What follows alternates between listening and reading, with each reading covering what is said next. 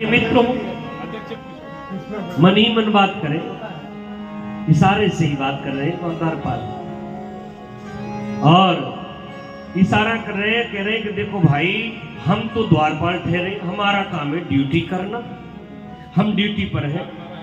तो बड़े द्वारपाल ने छोटे द्वारपाल से कहा कि तुम यहीं खड़े रहो और मैं जाकर के ये सूचना भगवान को देकर आता हूं, मेरा भी डंडा पकड़ो। और द्वारपाल दोनों डंडा पकड़े और एक द्वारपाल ऊपर खड़ा होकर के गाया है। आज द्वारिकाधीश ने ऐसे हाथ उठाते कहा, पूछो, अरे द्वारिकाधीश, अरे द्वारपाल, क्या समाचार लाए हो? द्वारपाल हाथ जोड़े कहता, महाराज, ऐसे हाथ करता है, आज ऐसा मेहमान आपके दरबार पे आया है, आज तक हमने देखा नहीं है। भगवान ने कहा, अरे द्वारपाल, मेहमान की कोई विशेषता बतलाओ। द्वारपाल ने कहा, महाराज, क्या विशेषता बतलाएं? एक दो विशेषता हो तो सुनाए। वो नख से लेकर के सिक तक विशेषताओं से भरा पड़ा हुआ है। भगवान ने कहा, कुछ तो बताओ, क्या देखा उस पर विशेषता? तब द्वारपाल दोनों हाथ फैला कर कहता है, शीश पगन जगतन में प्रभु जाने को आए बसंग ही रवा, होती फटी सी लगी दुपटी और पाए उपाय देखी नहीं समा, बारी खड़ा तुझे दुर्बले के,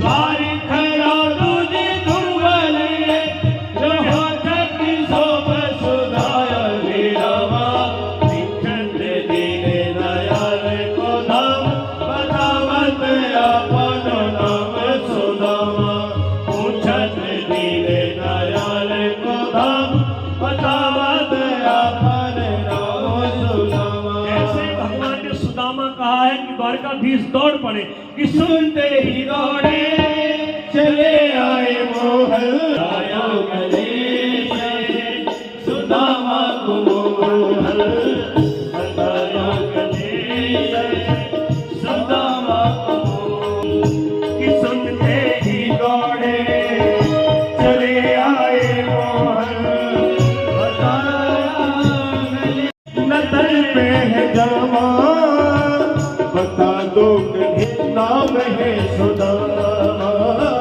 बता दो कन्हैया से नाम है सुदामा, भटकते भटकते न जाने कहाँ से, भटकते भटकते न जाने कहाँ से, तुम्हारे महल के करीब आ गया है, तुम्हारे महल के करीब आ गया है।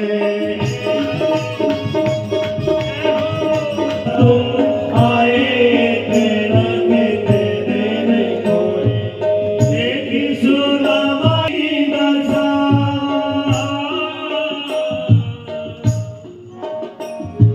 देखी सुदामा की दीन दशा, करुणा करके करुणा निधि रोए, पानी पर रात को हाथ छुओ दे, मेनन के जल सो पग धोए, पानी पर रात को हाथ छुओ दे, मेनन के जल सो पग धोए। रुक्मिणी जल लेकर के आती, जो भगवान ने सुदामा जी के देखा है, एक कांटों का जाल लगा है, एक निकालते हैं कांटा तो रक्त की पिचकारी निकलती है।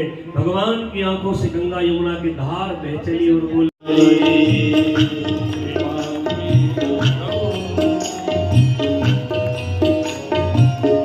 एक कन्हैया, तुम्हारी कृपा की आदत न होती,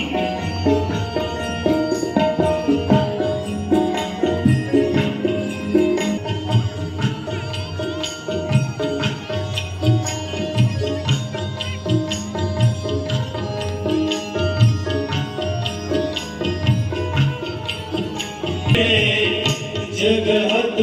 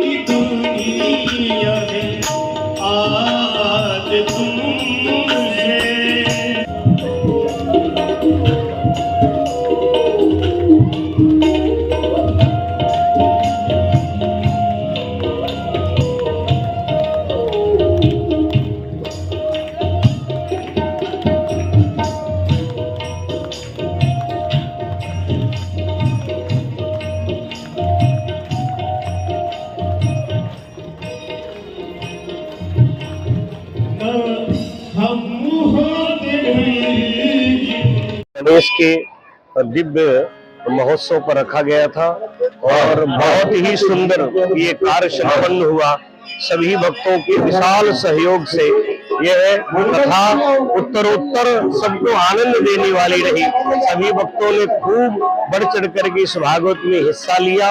सब लोगों ने आनंद पूर्वक भगवान का जन्मोत्सव मनाया, रुक्मिणी विवाह, होली महोत्सव मनाई गई और सभी ने सुदामा चरित्र आदि चरित्रों को सुन करके आत्मविभोर होकर के आनंद के सागर में गोता लगाने लगे।